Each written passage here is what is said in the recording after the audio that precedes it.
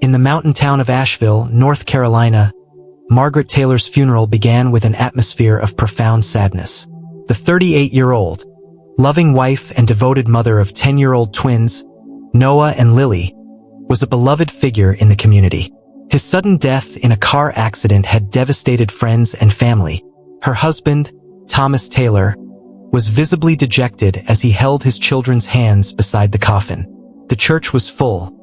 The buzz of mourning could be felt in the air as people exchanged fond memories of Margaret.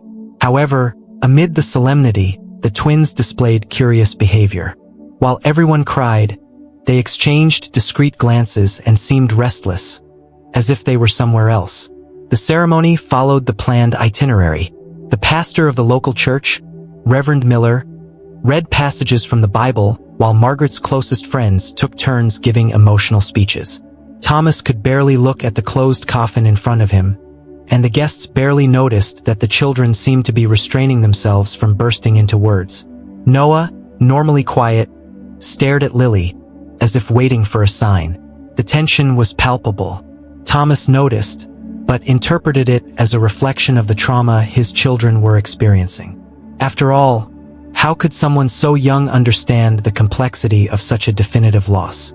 Everything changed when the pastor began to say the final words before ending the ceremony. In a firm, emotion-filled voice, he announced that it was time to pray for Margaret's soul before closing the coffin.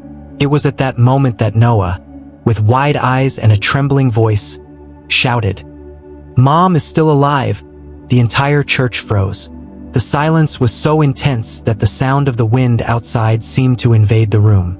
Thomas stood still, unable to process what he had just heard. Lily, immediately after her brother, confirmed with an even more determined tone, "She's alive. We heard her."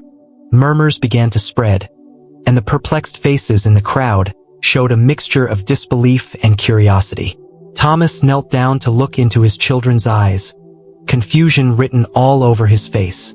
"Noah, Lily, what are you talking about?" he asked, trying to remain calm. The twins looked at each other before Noah replied, "Last night, Mom spoke to us. She said she didn't die. He said he's in danger and we need to help." The conviction in the boy's voice was disconcerting. Murmurs became louder among those present. Some believed the twins were in denial over their loss, while others considered something deeper was at play. "They're just kids," whispered one of Margaret's aunts, but even she seemed uncertain. Reverend Miller intervened, trying to calm the situation. "Taylor family, perhaps you should take a moment to talk privately," he suggested, his voice calm but clearly uncomfortable with the interruption. However, Thomas didn't want to wait. Something in his children's tone had moved him. It wasn't just desperation. There was a firmness he couldn't ignore. "Mom is alive," Lily insisted. "She said we can't leave her behind." That was enough for Thomas. He held his children's hands and stood up abruptly. The eyes followed him as he said, "We need to find out what's going on." While Thomas tried to deal with the situation, other relatives debated among themselves. "They're in shock," insisted Sarah, Margaret's older sister.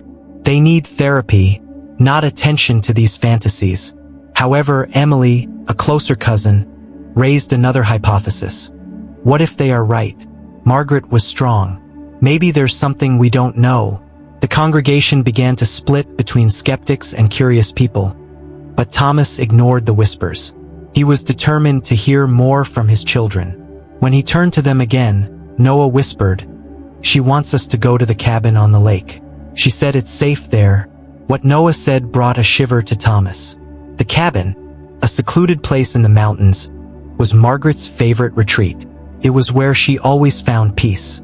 The idea seemed absurd, but the coincidence was hard to ignore. "Are you sure about this?" he asked, holding his children's hands tightly. They both nodded. The desperation in his eyes seemed sincere. "If Mom is in danger, we can't wait," Lily said firmly. Thomas took a deep breath, feeling a mixture of disbelief and hope. He knew he needed to act, even if it was just to prove to himself that this was an illusion. Finally, he made his decision. Looking at the twins, he said, "We're going to the cabin." Now, the shock in the congregation was audible. Relatives tried to protest, But Thomas didn't listen. With her children by her side, she hurriedly left the church, leaving behind a room full of murmurs and confused looks. The heavy air of mourning was replaced by an energy of mystery and expectation. As they walked to the car, Thomas looked at his children and asked, "What else do you know?" Noah replied with a firm voice, "We just know that she needs us, and she is waiting." That night, the day before the funeral, something strange happened at the Taylor house. Noah and Lily, who were sleeping in the same room, woke up exactly at midnight, feeling a different presence. It was like someone was there, but we couldn't see, Noah explained to his father as they drove to the cabin. He continued, saying that at first he thought he was dreaming, but then he clearly heard his mother's voice. "She was talking to us, Dad. It was her, for sure." The statement was enough to make Thomas uneasy. He didn't believe in ghosts, but the details in his children's description were disturbingly specific. According to the twins, the voice was not distant or whispered, but clear, as if Margaret were right next to them. She said she was in danger and that we needed to believe her. He said he wasn't supposed to let anyone close the coffin, Lily reported, her voice choked with emotion. And then she talked about the cabin. He said that was the safe place. Thomas felt a shiver. The cabin was isolated, and they hadn't been there in months. What could connect that location to Margaret's supposed message? He shook his head, trying to clear the thoughts, but something in his children's tone prevented him from ignoring the report. As they continued to explain, Noah and Lily described a detail that left Thomas even more intrigued. They said that at the end of the message, they heard the sound of faint knocking, as if Margaret was trying to get attention. "She didn't just talk, Daddy," said Lily, holding her father's arm. "She was asking for help. She looked desperate." Thomas's heart sank. He wanted to believe that all this was just the result of his children's grief, but every word seemed filled with a frightening conviction. What if there was something he didn't really know? However, it wasn't just the cabin that disturbed Thomas. He began to remember small details from the previous days that now seemed strangely out of place. Margaret had been pronounced dead after a car accident, but her body was recovered in mysterious conditions. The coroner reported that the identification was made based on personal belongings found at the scene, as the face was unrecognizable. At the time, Thomas had not questioned the process, trusting the experts. Now, however, uncertainty began to set in. What if it was possible that Margaret wasn't in that coffin? While driving, Thomas began to wonder about the twins' behavior since Margaret's death. Although they were obviously sad, they had never shown the same kind of grief as him. Instead of incessant tears, the two of them seemed to carry a silent determination, as if they knew something he didn't. "Are you guys in this together all the time?" he asked. Lily nodded. "We knew you wouldn't believe it, so we waited for the right moment," she explained. Noah added, "But now is the time, Dad. Mom needs us." The journey to the cabin seemed endless. The winding road through the mountains was plunged into darkness that only the car's headlights could break through. Thomas tried to organize his thoughts, but every word of his children echoed in his mind. "She is alive." He alternated between hope and skepticism, fighting the fear of what they would find. What if it was a trap of grief itself? What if it were true? He knew that, one way or another, he needed to find out the truth. When they got close to the cabin, Thomas turned off the car and took a deep breath. The rustic building, surrounded by trees, was as he remembered. Nothing seemed out of place, but the silence around them was almost deafening. "It's here," whispered Lily, squeezing her brother's hand. Noah nodded, his gaze fixed on the cabin door. Thomas knew the next step would change everything. He turned to his children and asked, "Are you ready?" They both nodded, determined. With flashlight in hand, Thomas walked to the door, feeling that the truth, whatever it was about to be revealed. As they approached the cabin door, the tension was almost palpable. Thomas held the flashlight tightly, lighting the way as Noah and Lily walked close behind, their hands clasped together. The silence around was unsettling, and even the sound of footsteps seemed too loud in the dark environment.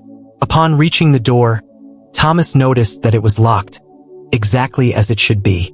He took out the spare key he kept on his keychain and slowly opened the door. The creaking of the hinges echoed, and the twins exchanged nervous glances. Inside, the cabin looked untouched, as if no one had been there in months. However, something in the air felt off, as if the place carried an energy that Thomas couldn't explain. Thomas entered cautiously, illuminating the room with his flashlight. The main room was dusty, the furniture covered in white sheets, exactly as they had left it last time. Nothing seemed out of place. "Are you sure it's here?" he asked, trying to hide the skepticism in his voice. Noah nodded. "That's what she said, Dad. She said she was stuck here." Thomas passed the flashlight around the room, looking for any sign of anything unusual, but everything seemed normal. He began to feel foolish for coming here, but the twins were determined. "Let's look outside," suggested Lily. The three went out to the cabin's backyard, where there was a small shed and an old well that the family used to collect water in times of scarcity. "Let's start with the shed," Thomas said, still trying to remain calm. The shed was locked with a rusty padlock.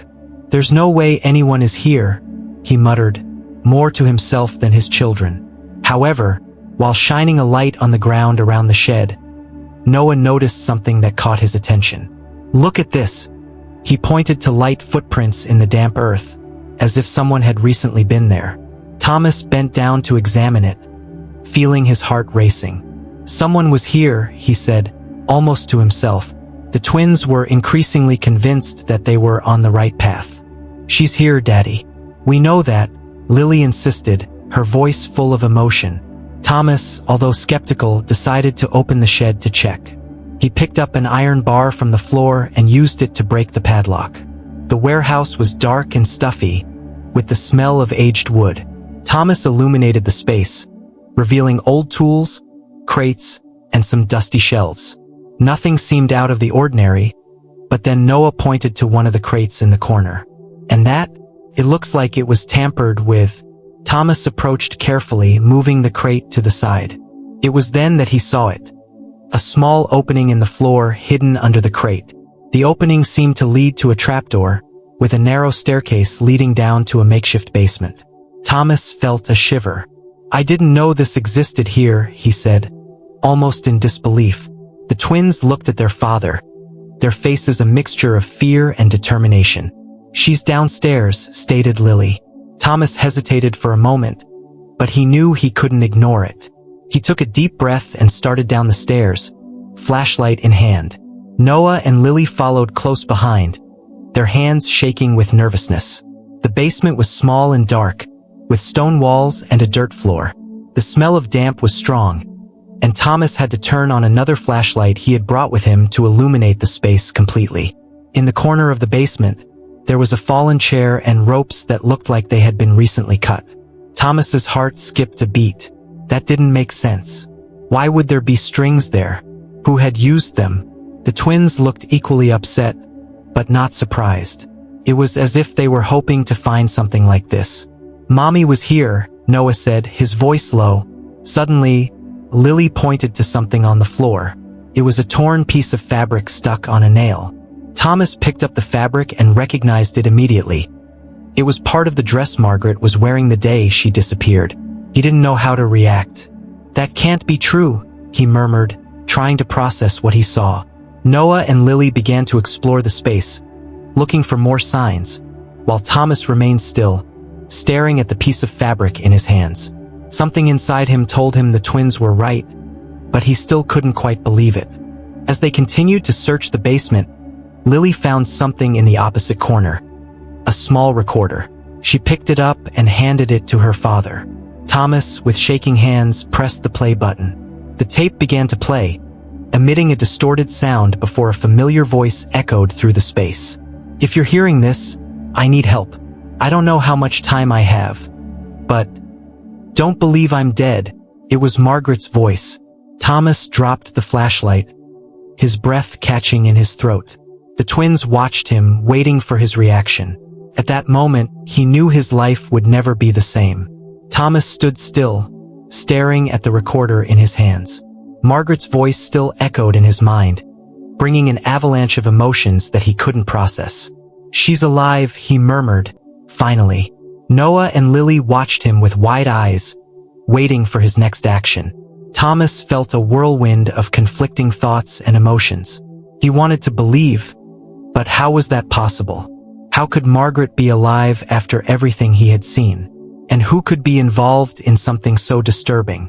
He felt helpless, but he knew he couldn't stop now.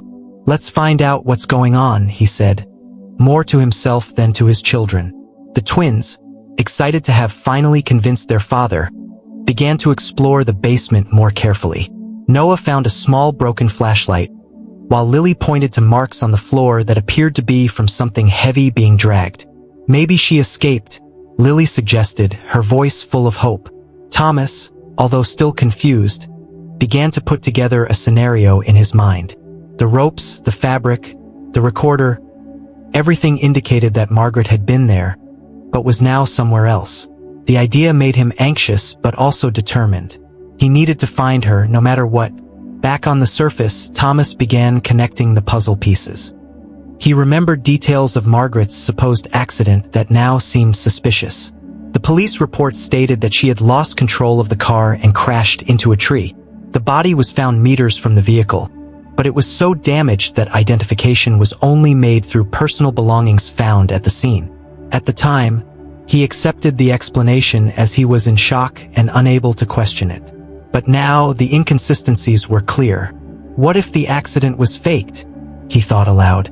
Noah and Lily watched him closely, as if they had already expected him to come to that conclusion. As Thomas processed everything, Noah made an important discovery. He found a trail of footprints leading from the basement and extending into the woods behind the cabin. "Someone went that way," said the boy, pointing to the trail. Thomas took the flashlight and began to follow the footprints, feeling his heart beat faster with each step. Lily and Noah followed, trying to keep up. The trail was difficult, with low branches and rocks in the way, but Thomas didn't stop. More and more, he felt he was getting closer to the truth. "We're almost there," Lily said, her voice full of determination. After a few minutes of walking, they arrived at a clearing. In the center, there was an old abandoned shelter, partially hidden by vegetation. Thomas felt a chill when he saw the place. He didn't know that shelter existed there, but something in the back of his mind told him that this was the right place. "You stay here," he told the twins, although he knew they would not obey him. He approached the shelter door and slowly pushed it open, revealing a dark, empty space with just some old furniture and a makeshift bed. Everything seemed abandoned, but there were signs that someone had been there recently. A cup with leftover liquid, a damp towel hanging in the corner. In the center of the shelter, Thomas found something that left him speechless. A photo of Margaret pinned to the wall. She was smiling, and on the back was a handwritten message. "I'm waiting for you." His knees almost gave out when he read those words.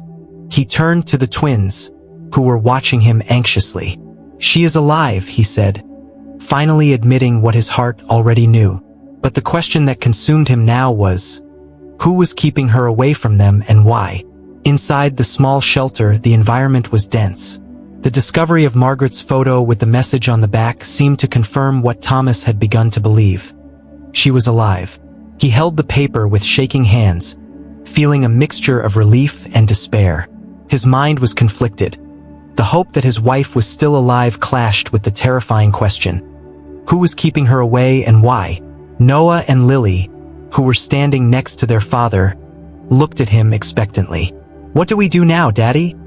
Lily asked, her voice full of emotion. Thomas knew he needed to act quickly, but he was overwhelmed by the weight of the decisions he needed to make. While Thomas tried to reason, Noah began to explore the shelter. The boy was curious by nature and seemed determined to find more clues.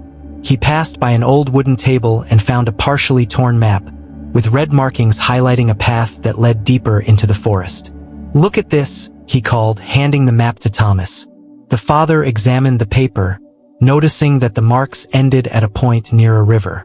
He vaguely recognized the area, but couldn't remember anything that could explain what was there. Was she taken to this place? Lily suggested, and the three exchanged expectant looks. With each new discovery, Thomas felt he was getting closer to the truth. He searched the rest of the shelter, finding other items that indicated someone had indeed been there recently.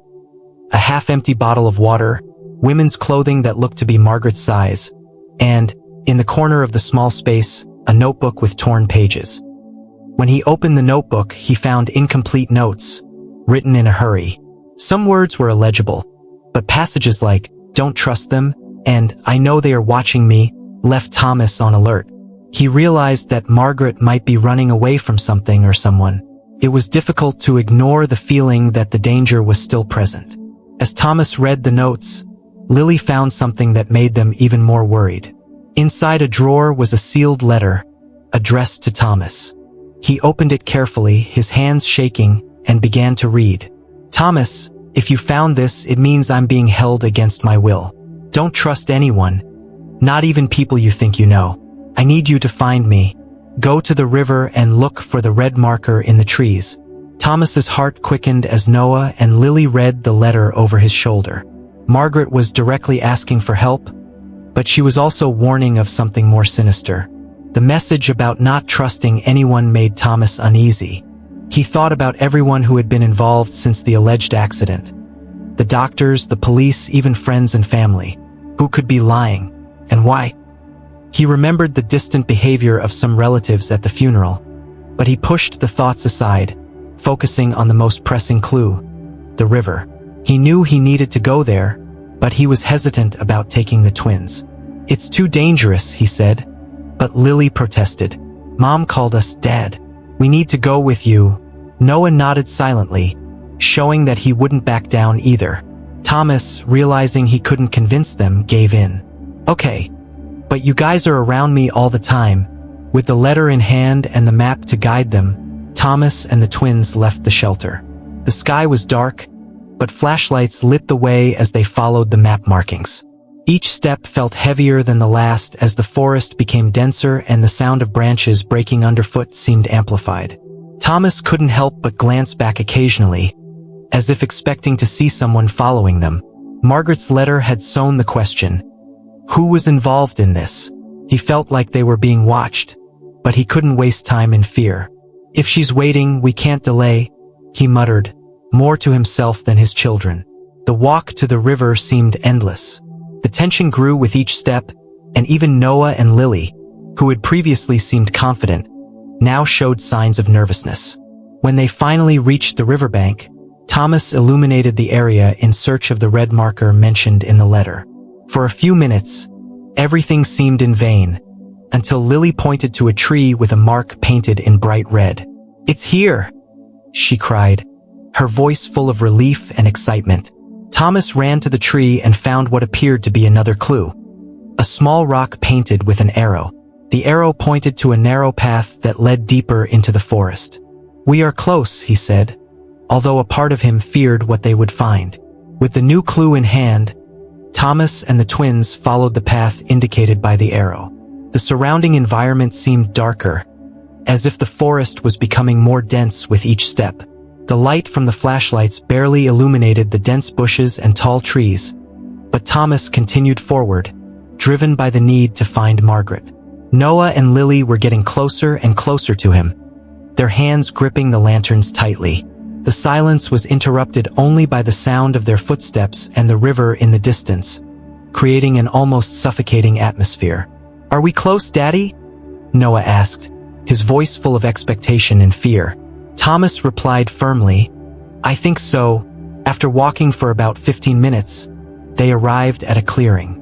In the center, there was what appeared to be a small makeshift hut, made of wood and worn canvas. Thomas felt his heart race. The place looked abandoned, but something in the air said otherwise. He raised his flashlight and noticed there were signs of recent activity. Footprints in the dirt, scattered pieces of rope, and an unlit campfire. The twins approached, looking around cautiously. "She must be here," said Lily with a tone of hope. Thomas, however, couldn't shake the feeling that something was wrong. Thomas entered the cabin carefully, the twins close behind. The interior was simple, with a makeshift bed in the corner and some utensils scattered across the floor. He called for Margaret, but there was no answer. When examining the space, he found another clue. a small diary in her handwriting. He quickly opened it and started reading the pages. The notes were short and rambling, but they made it clear that Margaret had been there. "They are watching me. Don't trust anyone." Each word seemed to echo in Thomas's mind, increasing his uneasiness. He knew Margaret's presence was real, but he still couldn't understand who was chasing her. As Thomas read the diary, Noah drew attention to something on the floor, a discarded cell phone. He handed the device to his father, who turned it on in the hope of finding some clue. The cell phone was low on battery, but there was a single unread message on the screen. "You're close, but don't stop now. I'm counting on you." Thomas felt a chill when he read the words. Margaret seemed to be intentionally leaving clues, but that meant she was still in danger. He turned to the twins and said, "She is close. We will not give up." Lily, however, found something even more disturbing. Behind the cabin, there were marks on the ground that indicated that something, or someone, had recently been dragged. She called her father, who examined the marks carefully. "Someone was here a little while ago," he said, trying to decipher the direction of the marks. The trails led into a denser area of the forest, where the darkness was almost impenetrable. Thomas knew that taking that path was risky, but he had no choice.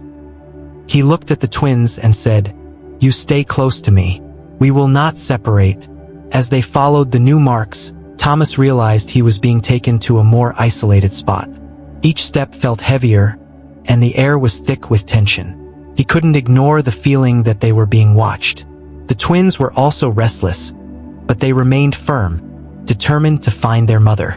After a few minutes, they arrived at an opening in the forest, where there was a metal structure partially hidden by the vegetation. It was an entrance that led underground. Thomas illuminated the area and saw that the door was ajar. He felt a chill. "It's here," he said, his voice full of apprehension. With the flashlight in hand and the twins at his side, Thomas pushed the door open and began to descend. The sound of their footsteps echoed off the concrete walls, and the musty smell was intense. As they descended, the anxiety increased. "Mommy is downstairs," Lily whispered, almost as if she was trying to convince herself. Thomas knew they were about to face something big, something that would change their lives forever. When they reached the bottom of the stairs, he saw a faint light in the distance and heard a low, almost imperceptible sound, like breathing. "Margaret," he called, his voice reverberating through the space. An unsettling silence responded, before something, or someone, finally moved in the darkness. When Thomas, Noah and Lily reached the bottom of the stairs, the flashlight was shaking slightly in his hands, both from tiredness and anxiety. The hallway ahead was narrow and dimly lit by a flickering light bulb attached to a loose wire in the ceiling. The low sound they had heard earlier became clearer. It was irregular, almost muffled breathing. Thomas held up the flashlight, illuminating the hallway as the twins followed closely behind, their hands gripping the hem of his jacket.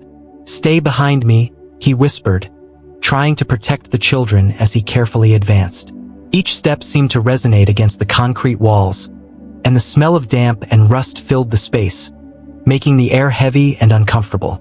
Noah, who had a keen eye even in the midst of his fear, noticed marks on the walls, irregular scratches, as if someone had tried to leave a mark.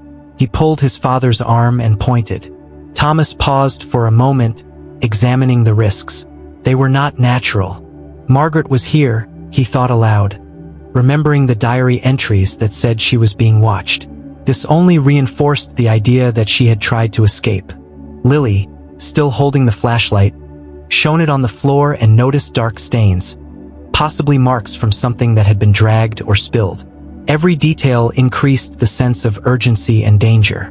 When they reached a metal door at the end of the hallway, Thomas stopped. The door was ajar, and a faint light was escaping through a small opening at the bottom. He slowly pushed the door open, revealing a small, dimly lit room. In the center, there was an old chair with chains attached to the floor, but what caught his attention was the figure leaning against the opposite wall. A woman with disheveled hair and dirty clothes. "Margaret!" Thomas exclaimed, running over to her. Noah and Lily were paralyzed for a moment, But when they recognized their mother, they also ran, their screams echoing through the space. "Mommy!" Margaret looked up slowly, at first seeming not to believe what she was seeing. His face was pale and lined, but when he recognized the familiar faces, tears ran down his cheeks. "You came," she said hoarsely, extending her arms to her children. Thomas helped her to her feet, noticing how weak and shaking she was. Lily and Noah hugged her tightly, as if they were afraid to let go again. It was an emotionally charged moment, but the feeling of danger still hung in the air. Margaret looked at Thomas and said, "We need to get out of here now. They can come back at any time." As Thomas tried to understand who they were, Margaret quickly explained what had happened. She had not died in the accident. It had been taken from the car before it was set on fire. "They faked everything," she said, her voice full of urgency. "They wanted you and the twins to believe I was dead so they could keep me here." Thomas, stunned, asked who they were, but Margaret shook her head. "We don't have time for that now. We just need to get out of here." She seemed to be fighting fatigue, but her determination was evident. Thomas nodded, knowing the answers would have to wait. Noah and Lily helped their mother walk while Thomas led the group back down the hall. The tension in the air was almost suffocating. The absolute silence seemed threatening, as if something or someone could appear at any moment. When they reached the bottom of the stairs, Thomas heard a sound behind them, rushing footsteps. He stopped, turning quickly to look, but the hallway behind was empty. Still, the feeling of being followed did not disappear. "Quickly, go up," he said, helping Margaret start the climb while the twins supported her. The sound of footsteps seemed closer, and Thomas knew they needed to get out of there immediately.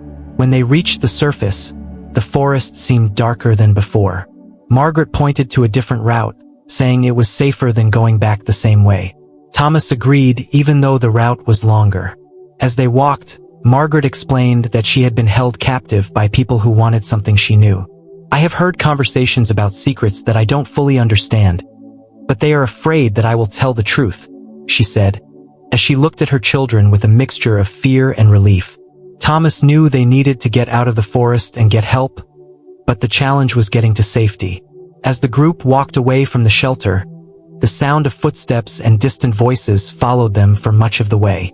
Thomas knew they were being chased, but he couldn't afford to stop. "We're almost there," he said, trying to calm his children down. Margaret, even though she was weak, held Noah and Lily's hands, as if her strength came from their presence. The family's love and determination kept them going until they finally saw the road where they had left the car. But Thomas knew the danger was not over yet. When they reached the car, Thomas looked around cautiously before opening the doors. The vehicle was exactly where they had left it, but he could not rule out the possibility that they were being observed. "Come in quickly," he ordered, helping Margaret into the back seat while Noah and Lily climbed in next to her. He started the car, the sound of the engine breaking the oppressive silence of the night. Margaret looked at her children with tears in her eyes. "I thought I would never see you again," she said, her voice cracking with emotion.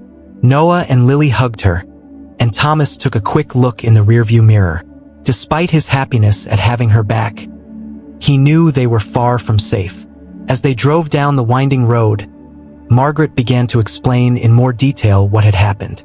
"I saw the car explode from afar. They did it to convince you that I was dead," she said, shaking Thomas's hand. "After that, they brought me to that place and asked me questions about things I didn't fully understand." Thomas asked what they wanted, but Margaret shook her head. "I just know it has to do with something I saw at work," she said, referring to the company where she worked. "They think I know more than I really do." Thomas tried to process the information while keeping his eyes on the road. He began to realize that perhaps Margaret's disappearance was part of something bigger, something that involved secrets he didn't even know existed.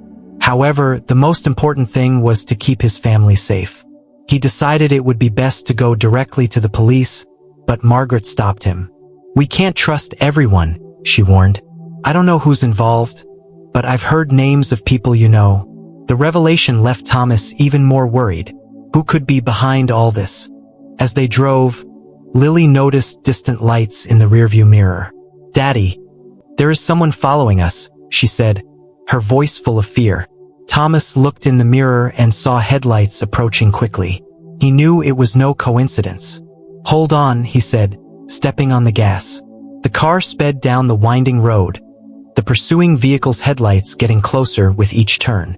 Noah and Lily grabbed their mother's hands, while Margaret tried to remain calm. "They won't catch us," Thomas said, trying to reassure everyone while mentally devising a plan to lose the pursuers. The narrow road made the escape even more tense. Thomas made sharp turns, trying to gain distance, but the other car was still behind them. Margaret looked at him and suggested, "Take the exit to the lake. It's more isolated, but they might lose our trail." Thomas hesitated for a moment, but knew he had to try. He turned sharply left, onto a country road that led to the lake. The darkness around was almost complete, but the pursuing car's headlights dimmed. "We're throwing them off," Thomas said, although he still couldn't relax. Finally, after a few minutes of tension, the headlights disappeared completely. Thomas parked the car in a hidden spot near the lakeshore and turned off the lights. Silence returned, interrupted only by heavy breathing inside the vehicle. "Are they gone?" asked Noah, eyes wide. Thomas nodded, but knew they needed to be quick. "Let's get out of here and get help," he said, starting the car again. Margaret, exhausted, leaned against the bench and closed her eyes for a moment, while Noah and Lily continued to hold her hands. "We are together now," she whispered, "and that's what matters." Thomas returned to the main road, driving cautiously but with his mind focused on the next step. He knew they needed a safe place where they could hide until they fully understood who was behind what had happened. For him, the most important thing now was to protect his family and ensure that no one could tear them apart again. As the car sped through the darkness, he glanced at Margaret in the rearview mirror and promised himself, "I won't let them hurt us again." Thomas drove for hours, choosing secondary roads and less traveled paths to avoid any possibility of them being followed again. Margaret, still weak, remained silent, but the twins did not let go of her hands. Noah and Lily refused to fall asleep, despite their obvious tiredness. They knew that this moment was fragile, and that every second with their mother was precious. "We will get to a safe place," Thomas said, trying to reassure them as he thought about his next step. His priority was protecting his family, but he also knew they needed answers.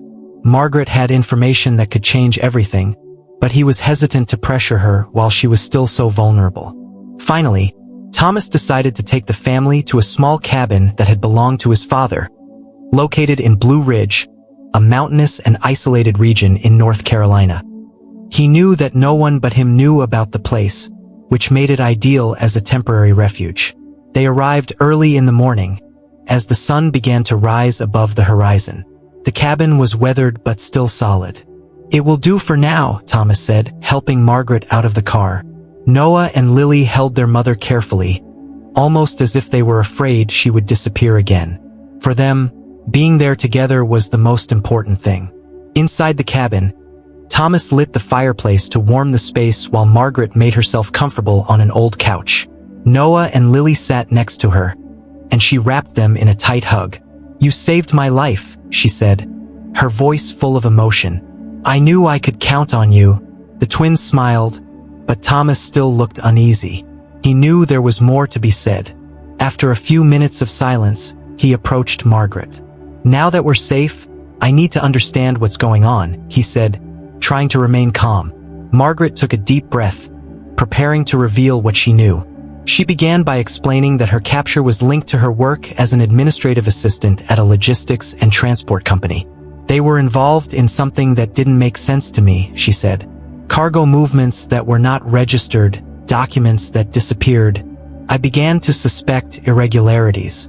However, things got worse when she witnessed an accidental conversation between two executives.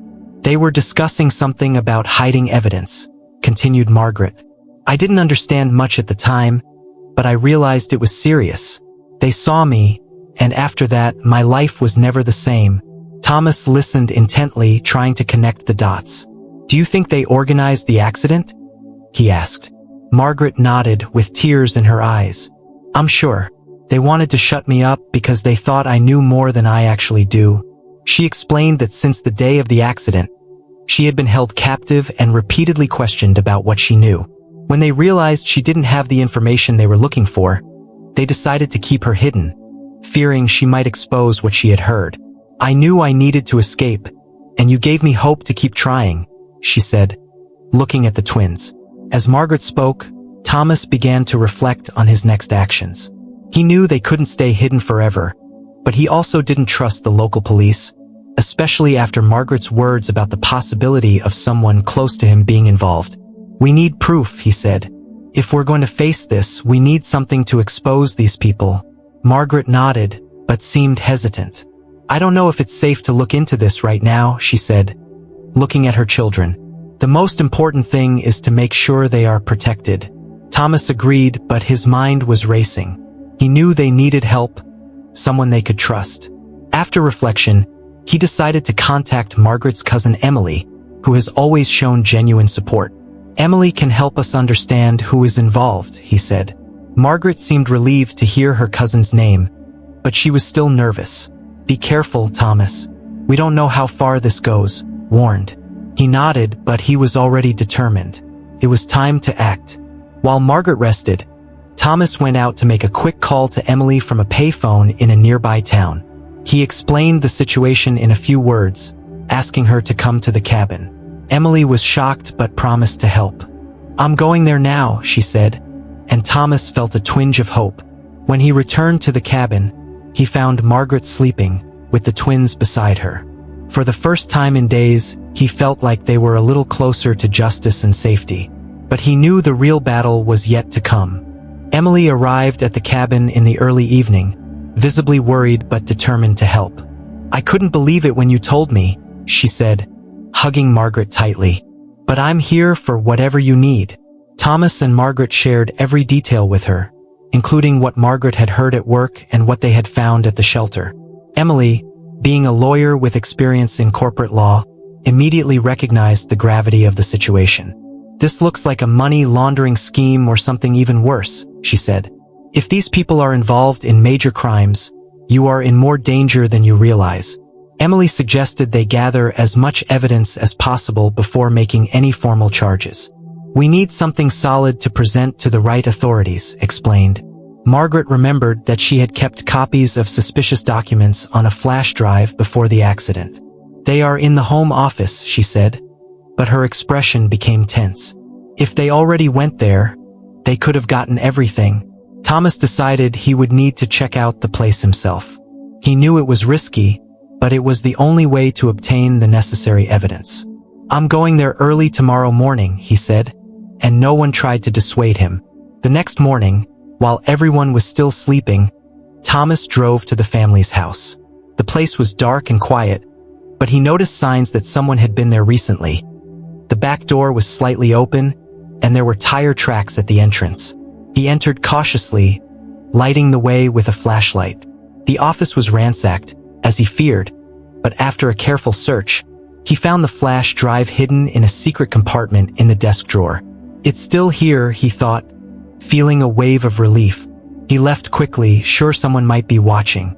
Back at the cabin, Thomas handed the flash drive to Emily, who analyzed it on her laptop. Here it is, she said, showing files detailing suspicious financial movements and compromising internal communications. That's enough to start a serious investigation. However, before they could make any move, the sound of approaching cars echoed through the forest. Thomas looked out the window and saw headlights stopping a short distance away. They found us, he said, in a deep voice. Margaret held her children's hands while Thomas and Emily prepared to act. We have to protect children, Margaret said, her voice firm despite her fear. Emily agreed, helping Margaret take Noah and Lily to a hiding place at the back of the cabin. Meanwhile, Thomas grabbed an old shotgun that was in the house and positioned himself near the door. The first man who entered was met with a direct threat. Take one more step and it will be the last, warned Thomas. The men hesitated, but one of them tried to argue. We don't want to hurt anyone. We just want to talk. Thomas didn't believe it for a second. While Thomas distracted the men, Emily was able to upload the files from the flash drive to a secure connection, ensuring the evidence was protected. "It has already been sent," she whispered to Margaret. When the men realized that they would not get what they wanted easily, they began to retreat. "This isn't over yet," said one of them before leaving a threat in the air. Thomas knew the fight was far from over, but at least they had the evidence in hand. Over the next few days, with Emily's help, Thomas and Margaret took the case to a trusted federal agency. The investigation was launched, and the evidence led to the arrest of several company executives. Although the family still needed protection for a while, they finally began to feel like they were safe. Margaret, now reunited with Noah and Lily, promised to never let something like that separate them again. For Thomas, seeing his family together was all that mattered. They had faced danger together and emerged stronger than ever.